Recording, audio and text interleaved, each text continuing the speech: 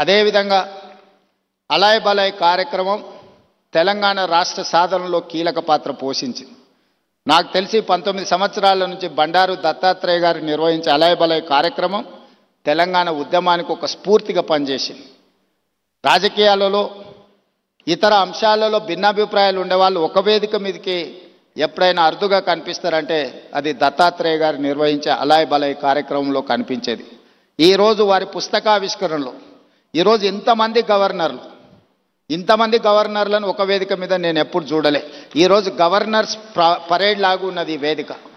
అంటే వ్యక్తిగతంగా వారితోనున్న అనుబంధంతోనే వీళ్ళందరూ ఇక్కడికి రావడం జరిగింది. తెలంగాణ రాష్ట్ర ప్రభుత్వంలో కాంగ్రెస్లో ఉన్న మంత్రివర్గం మొత్తం ఇక్కడనే ఉంది. మంత్రివర్గ సమావేశం నేను ఇక్కడనే పెట్టుకోవచ్చు అన్నట్టుగా ఉంది. ఎందుకంటే ఎవరు కూడా దత్తాత్రేయ గారిని భారతీయ జనతా పార్టీ నాయకుడనో లేకపోతే భారతీయ జనతా పార్టీ కార్యక్రమానికి పోతున్న భావన లేదు. ఒక మర్యాద కలిగిన రాజకీయ నాయకుడి కార్యక్రమానికి వెళ్తున్నామని చెప్పి ఈరోజు అందరి వేదిక మీద కనిపించడం జరిగింది.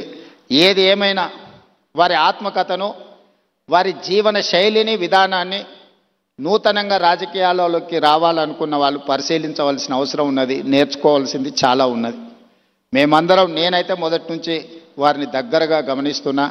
హైదరాబాదులో పి జనార్దన్ రెడ్డి గారు, బండారు దత్తాత్రేయ గారు పేదల గుండెల్లో చిరస్థాయిగా ఉంటారు. ఎవరికి ఏ కష్టం వచ్చినా, ఎవరికి ఏ బాధ ఉన్నా అది తీరుతుందో తీరదో తెలియదు, కానీ కష్టం వచ్చినప్పుడు వాళ్ళకు గుర్తొచ్చే నాయకులు ఇద్దరి జంట నగరాలలో, ఒకరి పి జనార్దన్ రెడ్డి అయితే, రెండు బండారు దత్తాత్రేయ గారు.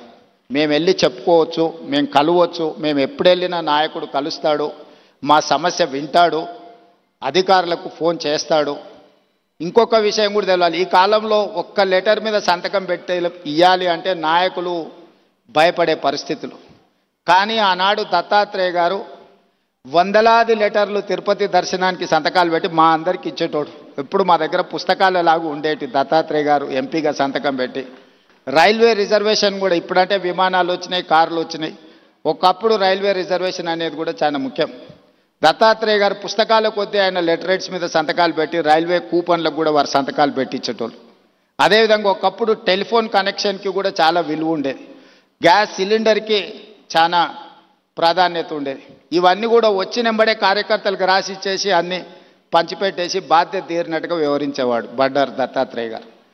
ఇప్పుడు వాటికి ప్రాధాన్యత లేకపోయి ఉండొచ్చు, కానీ ఆ రోజుల్లో వాటికి చాలా ప్రాధాన్యత ఉండేది. కానీ వారు ఏ రోజు కూడా కార్పొరేట్ బిజినెస్ వాళ్ళకి ఇవ్వలే, సామాన్యమైన కార్యకర్తలకు ఇచ్చేటోడు బండారు దత్తాత్రేయ గారు. లిస్టు రాసుకొని మొదటి నుంచే పార్టీలు ఎవరున్నారు, లేకపోతే ఆర్గనైజేషన్లో సంఘంలో కానీ స్వయం సేవక సంఘ కార్యకర్తలు ఎవరైనా మొదటి నుంచే సంఘాన్ని నమ్ముకొని ఉన్నవాళ్ళు ఎవరున్నారు, ఇట్లా ఒక్కరొక్కరిని వారు గుర్తుపెట్టుకొని రాసుకొని వచ్చిన కూపన్లను వాళ్లకు ఇచ్చి పిలిచి ఇచ్చేవాడు. సో ఇది ఈనాటి నాయకులు చాలామంది కొత్త తరం రాజకీయాలకు రావాలనుకున్న వాళ్ళు గుర్తుపెట్టుకొని నేర్చుకోవాల్సిన అంశము. దత్తాత్రేయ గారు ఆదర్శనీయులు. ఇది ముఖస్థుతి కోసమో వేదిక మీద పిలిచిండ్రు కాబట్టి వారిని అభినందించడానికో మాట్లాడుతున్న విషయం కాదు, వారు నికార్సుగా పాటిస్తున్న విషయము. అలాంటిది కొత్త తరం రాజకీయ నాయకులు నేర్చుకోవాలి. మేమందరం తీసుకునే నిర్ణయాలలో, మేము ప్రజలను కలిసే విధానంలో తప్పకుండా దత్తాత్రేయ గారు, పి జనార్దన్ రెడ్డి గారి స్ఫూర్తి మా నిర్ణయాలలో ఉంటుంది. ముఖ్యంగా జంట నగరాలలో ఈరోజు ఆ స్థాయికి ఎదగాల్సిన అవసరం ఉన్నది నాయకులు. ఈరోజు ఆ లోపం కొట్టొచ్చినట్టుగా జంట నగరాలలో కనిపిస్తుంది. ఈరోజు ఎవరికైనా సమస్య వస్తే జంట నగరాలలో ఆ స్థాయిలో పీజేఆర్ లేకపోతే దత్తాత్రేయ గారి స్థాయిలో ప్రజలకు అందుబాటులో ఉండే నాయకత్వం తగ్గుతూ వస్తున్నది. ఈ జంట నగరాలలో ఉండే నాయకులు ఇంకా కష్టపడాలి. వాళ్ళందరూ కష్టపడతారని, ఏదైనా మా దృష్టికి వచ్చిన అంశాలను తప్పకుండా పరిష్కరించే వాటిని పరిష్కరిస్తాం, సహకరిస్తాం. అదేవిధంగా పెద్దలు కిషన్ రెడ్డి గారితో నాకున్న ప్రత్యేకమైన అనుబంధం